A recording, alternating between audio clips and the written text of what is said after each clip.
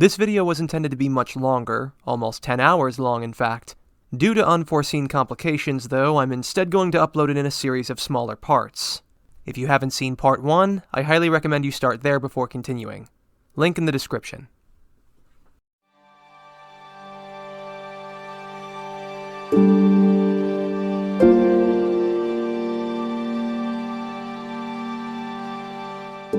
Karia Matou is the first master we're introduced in Fate Zero. Yes, I said the first master, and we'll get to that. We see him meeting with a longtime friend of his, Aoi Tosaka, as well as her daughter Rin Tosaka, a soon-to-be protagonist of Fate Stay Night, and they're spending the day at the park. He's apparently been away on a long trip and things appear to have changed quite a bit since his leave. During his absence, Rin's sister Sakura has been adopted by the Matou family, Karia's family. They had originally intended to pass their magical secrets to Karia to carry on the Matou lineage, but he had left the world of magecraft for personal reasons not elaborated on in Zero, though that doesn't mean there isn't a surplus of inferences to be made about those reasons. To pass down their magic, the Matous need a child that carries the blood of a mage, and the Tosaka head was more than willing to provide. The tragic irony, of course, being that all of this happened because Karia had refused magecraft to begin with. In the very next scene, Karia bursts into his father's house, hoping to address his concerns about his niece. His father expresses much disdain for his son, and Karia reciprocates similar feelings. Zoka and Matou refuses to give up Sakura, however, claiming that her potential as a mage could allow them to prevail in the next Holy Grail War. Karia makes a counter-offer to retrieve the Grail from him now so that Sakura might be spared the fate in store for her. But to his horror, he learns it's already too late for that.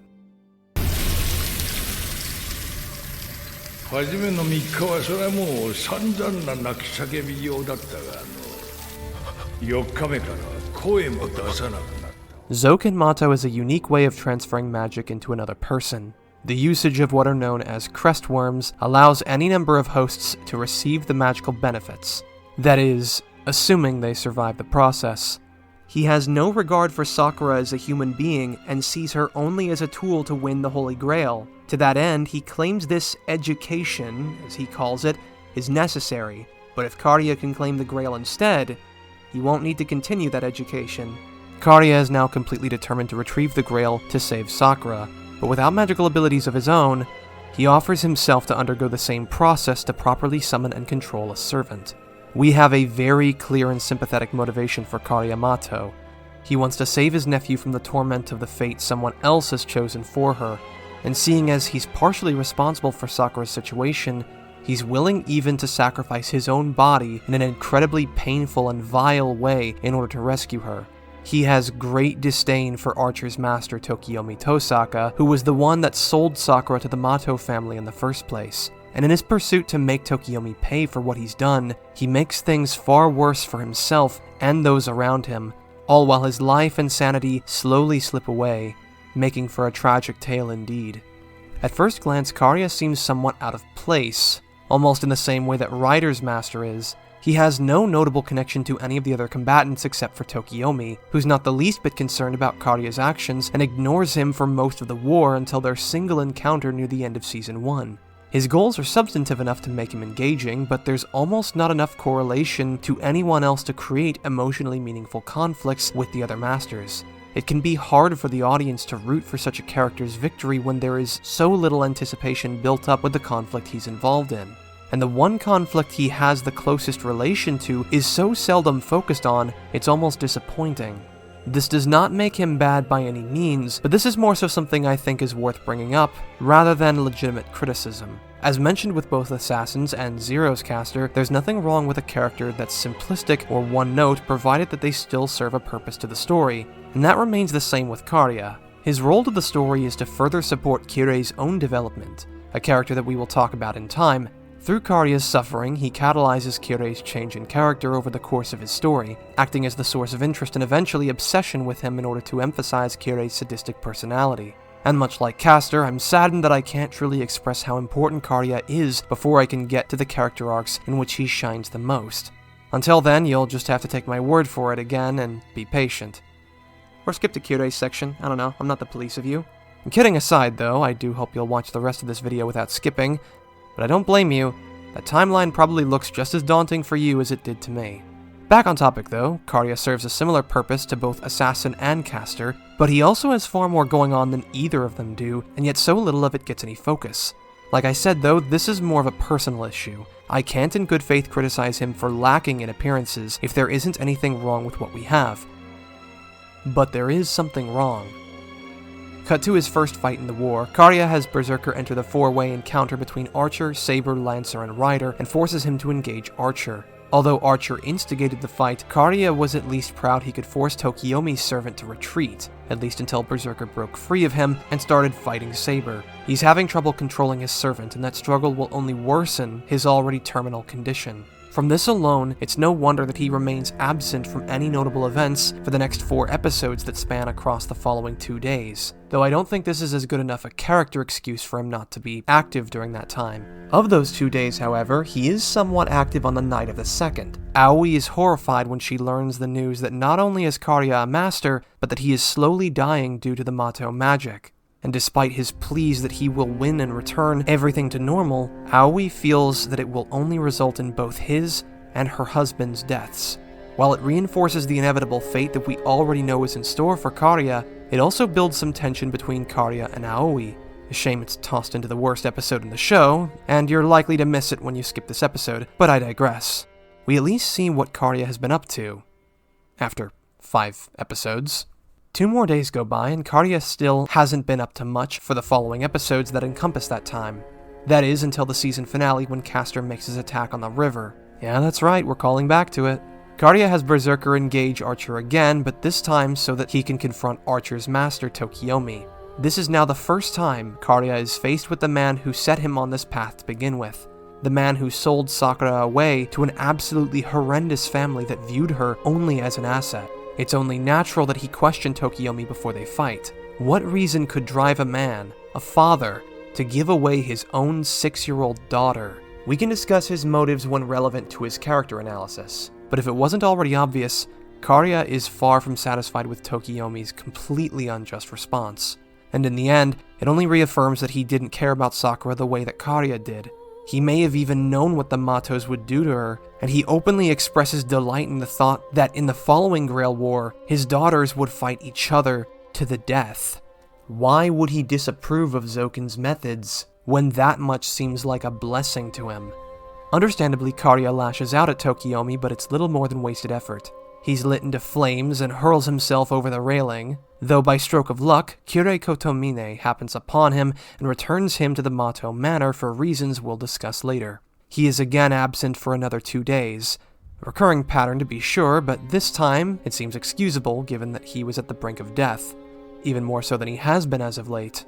At an unknown time later, Kirei again meets with Karia and arranges a deal that would benefit the both of them. Using Berserker, Karia kidnaps Irisveal, an ally of Saber's master, and in return, Kirei offers to tell Karia where he can find Tokiomi and take his revenge. He also offers 2 new command seals and promises that the Grail will be his if Karia continues to work with him. Lies, of course, but Karia is far too desperate to tell. Kirei tells him he can find Tokiomi at the Fuyuki Church. Not untrue, but when he arrives, he finds Tokiomi has already been murdered, and Aoi arrives just moments after this new development. The rest goes as you can imagine.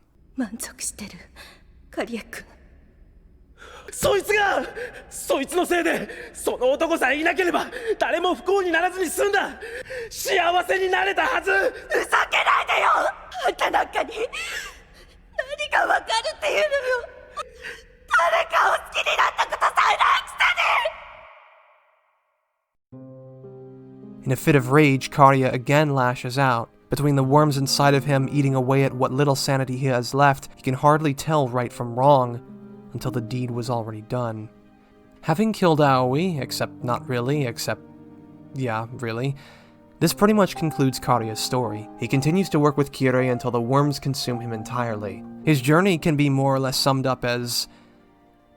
well, bad luck Brian, with some added edge, I suppose. Much like Assassin in Blade Works and Caster in Zero, he serves a greater role at supporting other characters' arcs, in this case being Kirei. And despite having only slightly more of an investing journey compared to those two, he's thankfully fleshed out more than either, but that doesn't mean that there shouldn't be more of him. Earlier I said that Karia was the first character we get introduced to in Fate Zero, and I meant exactly what I said. Out of all the main combatants we meet in the early moments of Episode 1, Kiritsugu Emiya, Kirei Kotomine, and Tokiyomi Tosaka, Karia is the only one whose introduction actually introduces all of him. He's the only one whose motivations are clearly laid out and understandable at the time of his first appearance. No one else's introduction before gives us a comprehensive understanding of what drives them, what their wish is, the situation they're in, or even their emotional state. Especially if you're going into Zero without any knowledge about Fate, he's likely the first character you'll grow any level of attachment for, which could lead to some disappointment when he fails to meet certain expectations. This is admittedly far more subjective than the true problem here. Karia is arguably one of the most motivated out of the 7 Masters, making rash and impulsive decisions due to his rapidly degrading mental state. Yet after the first fight of the war, he is absent for nearly half a week before making another appearance. The 2 days after that which he is again missing are at least forgivable, and from then onward he works with Kirei, so it's conceivable he ordered Karia's absence for the sake of strategic advantages. But his behavior throughout the second half of Season 1 is hardly as forgivable, even if not for his rash decision-making. Between being self-conscious of his own borrowed time and claiming to have the strongest servant, it makes little sense why he'd be so inactive. Even Karia's father Zoken does very little to help him, which makes almost as little sense. And until Karia offered himself to represent the family, Zoken never even planned to enter the war at all. Even though he desperately wants to live forever, he instead plans to win the following Grail War. But for all he knows, someone will win the Grail this time, meaning there won't be a 5th Grail War. It is somewhat implied that because this is the 4th war, it's been common for it to end with a draw, so he might be counting on that possibility. Still, banking on that chance with little else to go on is risking quite a lot. Especially with how closely things ended, it doesn't help that the extent of his assistance is mainly by providing Berserker. Speaking of, you'll notice I've barely made mention of Berserker, and that's because he's even less prominent in the story than Karia is. His actual personality isn't that much more of a rabid animal hell-bent on victory whenever he's on screen. But what else could you expect from a class that's called Berserker? His role is even more simplistic, acting mainly as yet another obstacle for our characters to overcome. In fact, not even. Kojiro at least had a specific goal in mind with how he opposed Saber.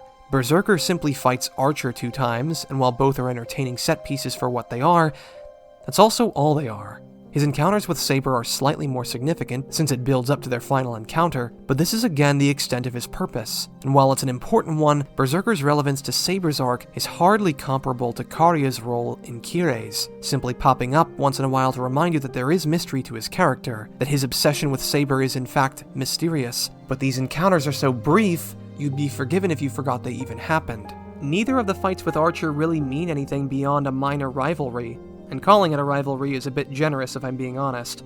Now, I am injecting somewhat of my personal bias into this conversation. I could disregard his lacking appearances the same way I do for Kojiro. He was someone I considered a decent character despite having untapped potential, and Berserker and his master at least fulfill their roles to the plot. But the difference between them and someone like Assassin is what should be, rather than what could be. Karia should be more active because that's what we're told about him. It's what his motives imply, and while what we have is no worse than any of the other characters we've gone over thus far, there were no doubt missed opportunities to flesh him out even more. Karia and Berserker only appear in 9 of the 24 episodes of Fate Zero, and most of those appearances are very, very brief.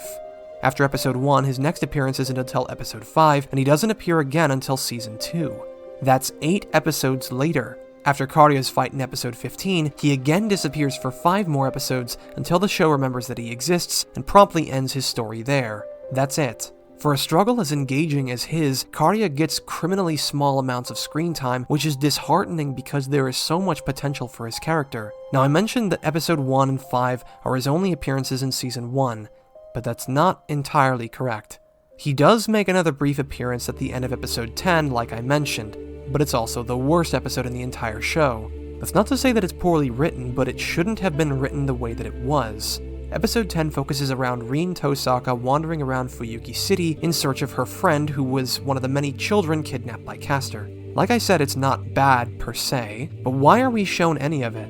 This is all just filler meant to develop a character that isn't even relevant to the current story. There are plenty of more important characters that deserve the screen time that was instead wasted on Rin. There's nothing wrong with an episode about Rin going on an adventure and getting roped into things, but why not tell it from an important character's perspective? Why not establish Rin's motivation, but then transition the rest of the episode to Karia's point of view? That'd be interesting, having him shadow his niece as he silently helps her achieve her goal, all while developing his character and maybe even his relationship with Aoi with a sizable amount of screen time for both him and his servant. Rin rescues her friend, we get a kick-ass fight between Castor and Berserker, and Karia gets an entire episode's worth of development. Instead, an entire episode was wasted on such a meaningless character and an even more meaningless subplot. And for a story that's built on multiple subplots, that is saying something. Furthermore, the episode practically breaks what we know about the search for Castor by introducing this fucking thing. Rin uses this compass to track magical sources in order to locate and rescue her friend from Castor. This device means it's possible to track magical sources so easily a child could do it. So why, when the entire point of the Grail War is to search for and eliminate enemy mages, aren't all masters using something like this? Even if there is some excuse why masters can't use such a tool to track each other, it's used to trace Ryunosuke's location quite effortlessly. And since he and Castor are at the center of everyone's attention, it should not take nearly as long as it does to find either of them.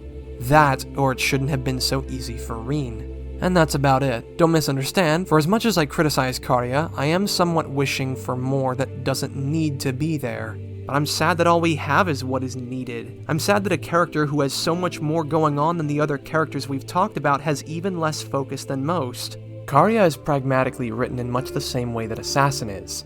But unlike Assassin, he has far more potential that is wasted only on the bare minimum required, and so much context is left out that could have led to a more impactful story. This line, for example, is one that could have had more build-up. What made Aoi believe that Karia truly never loved anyone in his life? Does that exclude Sakura or Rin? Even after knowing he had done this to reunite them? There's likely an answer for her response, but almost nothing to support it in the anime. It could also be that she's simply too consumed by grief to think straight, but that also diminishes the significance of such an important line that leads Karia to lash out against her. It would be much more emotionally impactful if there was some level of truth behind it, that even though he did love Aoi, what truly drove him to kill her is being faced with the possibility that he only had his own interests in mind, and not hers. And if there is truth to that, none of it is explored here. Even their relationship is barely touched upon outside of episodes 1 and 10. I had originally thought that the two were cousins, or at least related on some level, given that Rin refers to him as her uncle. I don't see any love shown to her that one wouldn't otherwise show to a brother or a family member. I never had the impression that Karia had any romantic feelings for, well, anyone, and even less to interpret their history. I'd assumed that the person he was referring to here was Sakura or Rin. I had almost nothing else about their background to go on, besides possibly a single line or two briefly uttered somewhere in the 9.5 hours of the anime's runtime that eventually made me consider otherwise long after my first viewing. Berserker's background is even less developed, so little in fact that I don't see the point in covering it. Because by the time I get to Saber's section, I will likely end up covering every bit of his character as displayed in the anime just by reciting Saber's story. It's just that succinct. I could at least look up Karia's relationship to Aoi, but there's almost an entire story's worth behind the tension between Berserker and Saber that I have literally nothing to interpret it accurately before the show's finale. The entirety of Karia's character is reduced only to its saddest moments. Those moments are the most important to Fate Zero overall, but it also devalues him as a character, and honestly, makes the show seem a little needlessly edgy.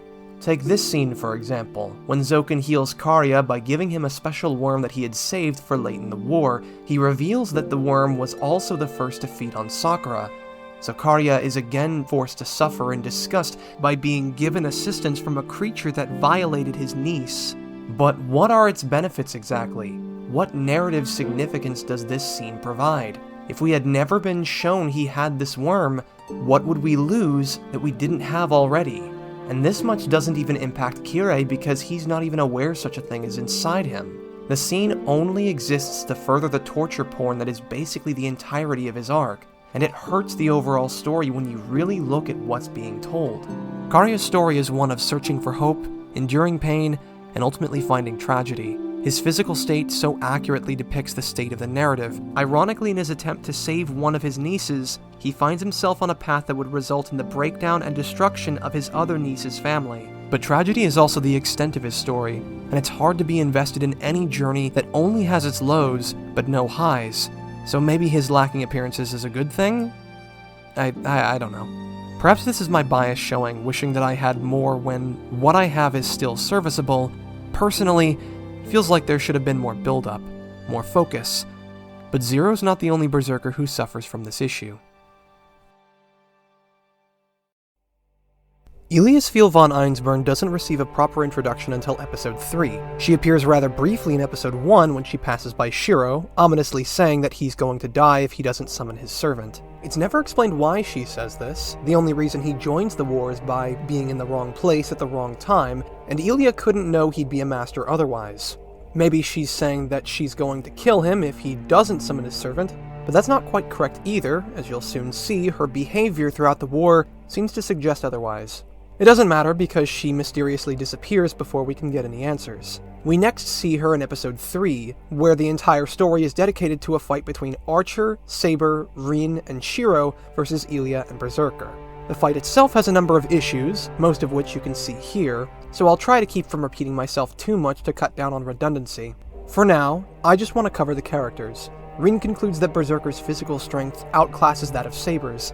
Moments later we can see exactly what she means. Much like in Fate Zero, this Berserker is wild and erratic. His forceful movements and violent swings exemplify this servant's fighting style. Though he doesn't have very much character to speak of, he mostly serves as a giant obstacle for our heroes to overcome. Besides his strength, Berserker also possesses a regeneration ability capable of bringing him back even after death. Saber and Archer manage to land 2 extremely powerful blows, and even then, Berserker isn't shown to be affected by it. Illiya is much more composed. She's shown to be confident, and even a bit cocky despite fighting 2 enemies at once. Even when confronted without her servant, she's shown to hold her own and manages to overcome Rin up until Archer rescues her. It's very clear that these 2 will be very difficult opponents to overcome. At least, that's what should be expected, but their threat changes throughout the fight. Despite being acclaimed to fight all the other servants combined, Saber doesn't have much trouble with Berserker. But there's more specifics than that. The literal weight that she holds in this fight fluctuates repeatedly. Here we can see Saber is able to deflect Berserker's attacks repeatedly, even tossing him back at one point. But barely minutes later, we see Berserker breaking through her defense, mowing her down as though she were nothing. This is widely inconsistent, and not the only time this weightlessness is displayed. Even though Berserker is shown to be able to force Saber backwards, he continues to fight her instead of focusing on his original target. Instead he chases Saber even though killing Shiro would accomplish the same thing, and with much less effort. If their goal wasn't to kill Shiro, then it makes no sense for Berserker to target him from the beginning. Further, if Illiya meant to harm Shiro at all, she should not have abandoned him as a target just because Saber was fighting Berserker. Already much of their motivation is skewed, and their actions contradict any understanding to them. To their credit though, this is only as much as we can say about their character in this episode. Illiya decides to be merciful and withdraws from the fight, expressing interest in both Shiro and Archer. All in all, despite its flaws, it's a serviceable introduction for an antagonist at least. We have some intrigue that could be developed later on in the form of her fascination with Archer, and her mysterious sibling relationship to Shiro. Further, we have a very clear understanding of the threat they pose to our heroes. Unlike Castor, Berserker didn't lose his first fight, and both he and Illiya are shown to be more powerful than what their adversaries can handle by themselves. They will be very difficult to overcome in the following days, and I wait with nothing but anticipation to see more.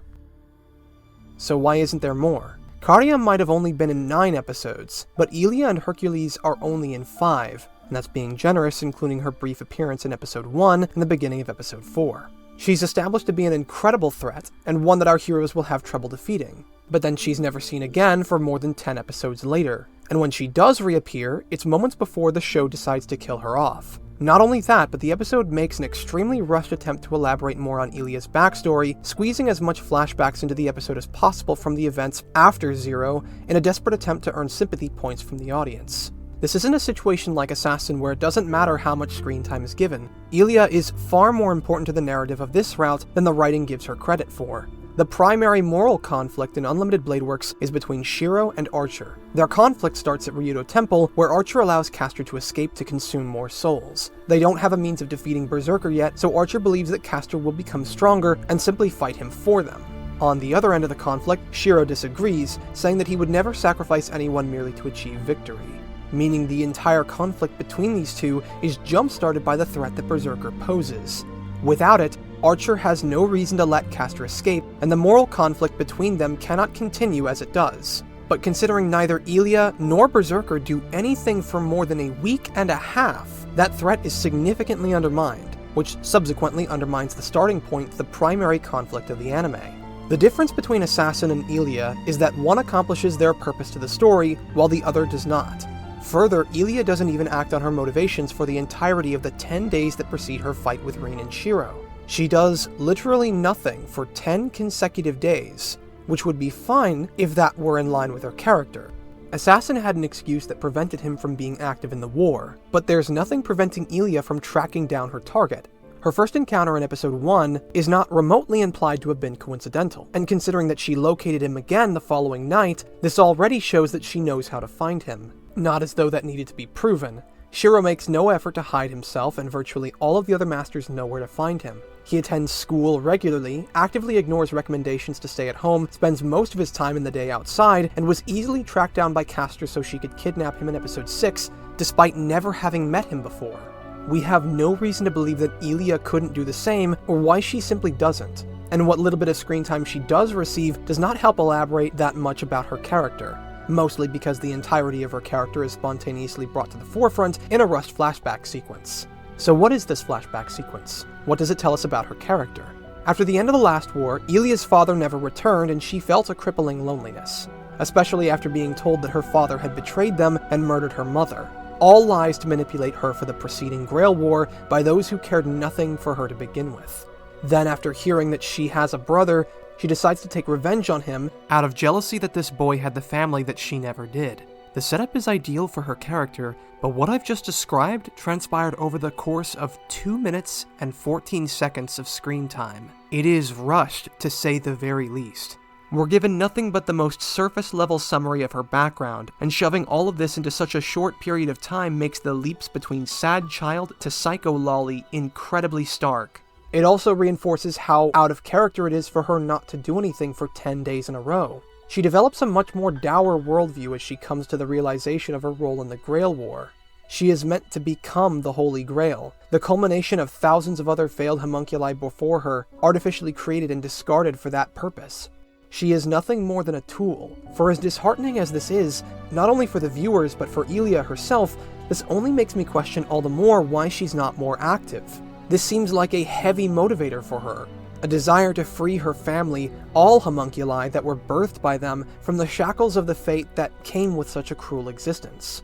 And yet despite being introduced as quite possibly the most dangerous team in the war, with exception only to Gilgamesh, Illiya and Berserker do nothing for days at a time. This backstory should serve to introduce us further to her, to further contextualize her character by making her background more transparent, and yet her most prominent character trait, ironically her indifference to the war, as a whole, is the only thing that isn't explained, and is instead contradicted entirely.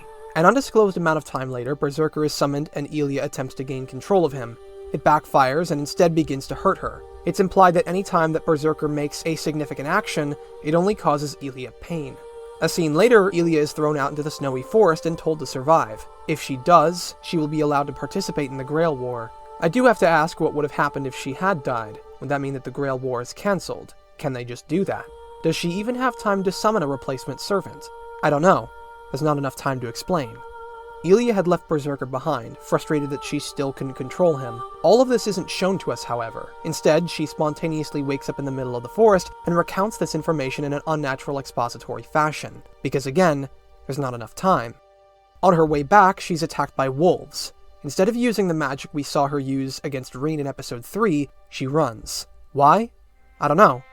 There's not enough time. Luckily, Berserker arrives and shields her from the pack. He doesn't do anything to fight them because he knows it will hurt Illiya. Why does he suddenly care about Illiya's well-being? Especially when Illiya has done nothing but demean him, describe him as a literal tool, and dedicate every waking moment with him to subjugate him to her will? I don't know. There's not enough time. It's not as though these questions don't have answers, but none could possibly be provided in the little amount of time that the show affords us. It's confusing to me how anyone could possibly look at this episode as anything but a disservice to the character. I can't stress enough how important her threat as a villain is to the story. She is only one brick, yes, but one that lies at the very foundation of a much, much larger structure. Besides the conflict between Archer and Shiro, every meaningful interaction involving Castor and our protagonists are also out the window. The confrontation with Kuzuki, the fight at the bridge, and every fight after that doesn't happen if Archer doesn't see reason to let Castor live, and he only lets her live because of the threat that Berserker is supposed to pose. Instead of maintaining this threat, which so many events and decisions lean on, she is treated as though she's irrelevant. Even when her motivations are laid out to us, they almost immediately fade into obscurity the moment the scene ends. Literally half of the entire series goes by as though to imply she doesn't matter at all, then is suddenly thrust back into the narrative arbitrarily, only to deliver the most rushed flashback to create sympathy for a character we were practically told not to care about. And it's not as though we shouldn't. On the contrary, the audience should care, so as to make it that much more meaningful to us when Shiro cares. And it's not as though there isn't something interesting here either. A child indoctrinated for the purpose of fighting in the Grail War, feeling betrayed by the empty loneliness that was left and looking for someone, anyone, to blame for her sorrow. Then, for the first time in more than a decade, she finds companionship with her servant, and that makes her death that much more tragic. And even though this is excellent groundwork for a character, not only is it rushed, but it's practically at odds with the rest of her behavior involving Shiro and the war. With how little screen time she's had, combined with the fact that she's going to die in the same episode she's reintroduced in, even if this wasn't the most unnatural way to convey her background, there's almost no point to any of it. The show has hardly treated Illiya as though she's relevant until now. And none of the information given here is relevant either. It's certainly not important to our protagonist, since they don't even learn of her background at any point in the narrative. I am well aware that different characters will receive different focuses dependent on the route, but to insinuate that this just isn't the route for Illiya is both ignorant and not at all excusable. She has a motive to be active in the story and does nothing. Even without establishing that motive, it exists, so it follows that she should act on it. It makes it damn near impossible to understand her when she flops back and forth between wanting to kill Shiro, wanting to do nothing for 10 days, and then wanting to hang out with him. And there's simply not enough time to contextualize these shifts. Don't misunderstand me when I say this either. Karia is also guilty of inaction, but where Illiya takes a week and a half, and possibly longer had she never fought Gilgamesh, only 4 days, 5 at most, pass in between Berserker's first night and his reappearance at the battle at the river. Karia at least had some payoff for what's been established about him, but Shiro and Illiya never speak to one another after the first encounter. There's a lot of interesting scenes that could happen after they meet. Illiya says that she wants to make Shiro suffer in Koritsugu's place. She hints that the two are related, but none of this is addressed in any meaningful way. And yet, despite having 11 episodes to develop her and antagonize our heroes, her entire backstory is told in a rushed flashback sequence literal moments before her death. She has so little purpose to the story that if she were killed off screen, it would make no difference. In fact, I'm convinced that would have made the show better because we would have had an extra episode to develop other more important characters that was instead used as an attempt to artificially create pity for a character that didn't matter. Why show her motivations on screen if none of them matter to the story?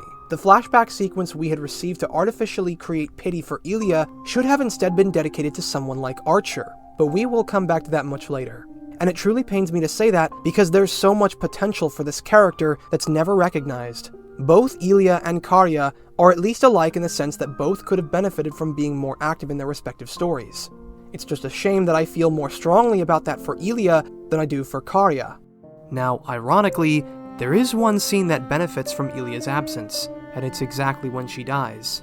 When Shiro witnesses her death, he rushes to fight an enemy that could easily slaughter him just to try and save her. It shows the lengths that he will go to just to help someone he barely knows, so this wouldn't work if Shiro had the chance to get to know her. I don't feel that makes up for much, but it's worth giving credit where it's due. Though we'll see how much that credit counts for when we review the full context of this scene. One character at a time, however. So Assassin is only ever used to keep Saber out of a fight, and Illiya makes fewer significant appearances than he does.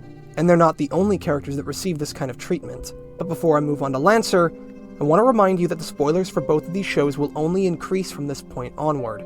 I once again recommend that you at least watch one of these anime before continuing. I will only give this warning once more before reaching our conclusion. You've been warned.